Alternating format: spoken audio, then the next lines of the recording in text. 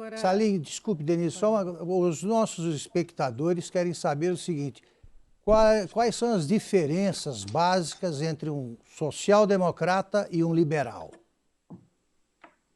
Ótima pergunta. Social-democrata é todo aquele indivíduo, principalmente políticos, que acreditam que é possível fazer um estado do bem-estar social.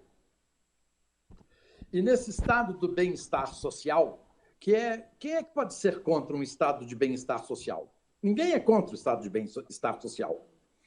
O fato é que os sociais-democratas brasileiros foram eles que redigiram a nossa Constituição Cidadã. E essa Constituição Cidadã, redigida pelos sociais-democratas, tem vícios de origem. Ela já nasceu ruim. Vou lhe dar apenas 2 exemplos. Um exemplo é o artigo 5º, que nós nos gabamos que todos os cidadãos são iguais perante a lei. Não, não são. Nesses 34 anos de governo da social-democracia, foram forjados cidadãos de primeira e de segunda categoria. Quem é o cidadão de primeira categoria? O cidadão de primeira categoria não tem desemprego, não corre risco de desemprego. Cidadão de segunda categoria pode ficar desempregado. Cidadão de primeira categoria não pode ter redução de carga de trabalho, carga horária, nem de salário. Cidadão de segunda categoria pode ter redução de jornada de trabalho e redução de salário.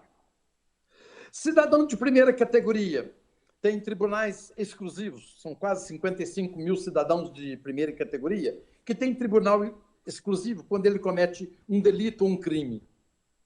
Os demais 212 milhões de cidadãos brasileiros respondem na justiça comum. Então, o artigo 5º da Constituição Social Democrata diz que os cidadãos são iguais perante a lei. Não, não são. Existem cidadãos de primeira e de segunda categoria. Por exemplo, quando os servidores públicos aposentam com seu salário de 15 mil, 20 mil, 39 mil. Quando alguém, cidadão de segunda categoria, aposenta, ainda que ele ganhe 50 mil, 100 mil, ele vai se aposentar com 5 mil e poucos reais. Então, a sociedade brasileira foi dividida em cidadãos de primeira e segunda categoria. Então, os sociais-democratas cuidam muito bem do establishment, da máquina pública, do judiciário, do executivo e do legislativo. Mas se esquecem da sociedade. Por exemplo, eu estou lembrando aqui agora porque eu sou um cidadão muito, muito inconformado. Eu sou um cidadão que levanto todos os dias indignado, porque vai acontecer alguma coisa. Como hoje, o arquivamento de impeachment de todos os juízes. Ok.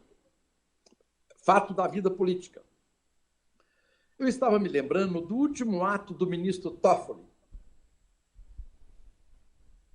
Aumento de salário para desembargadores. Ou seja, em plena pandemia, desemprego, auxílio emergencial para pessoas que não têm condição de sustentar suas famílias. No entanto, foi dado aumento para desembargadores. Mas você não definiu ainda o liberal. Sim, eu terminei aqui, vou entrar no liberal. O liberal é aquele que defende um Estado pequeno, um Estado enxuto, porém forte. Quem tem que ser rico, de acordo com os liberais, são os cidadãos e não o Estado. Os sociais-democratas acham que o Estado é que tem que ser rico. Porque se o Estado for rico, ele vai enriquecer a população. Não é o que nós vemos. As nossas estatais valem R$1 trilhão. R$1 trilhão. Nós temos imóveis que valem muito mais do que R$1 trilhão. Mas nós temos tamanha desigualdade e pobreza no Brasil, proveniente exatamente desse Estado gigantesco. Os liberais defendem um Estado menor e mais liberdade para o cidadão, mais liberdade para o empreendedor. Por exemplo, nós temos no Brasil voto obrigatório. Ora, obrigatório é coercitivo. Isso é típico de Estado totalitário. Liberais defendem o direito ao voto, mas o voto não é obrigatório. Essa é decisão do eleitor, se ele vai à urna ou não votar. Então, a diferença é a liberdade do cidadão e o tamanho do Estado. Sociais-democratas agigantam o Estado.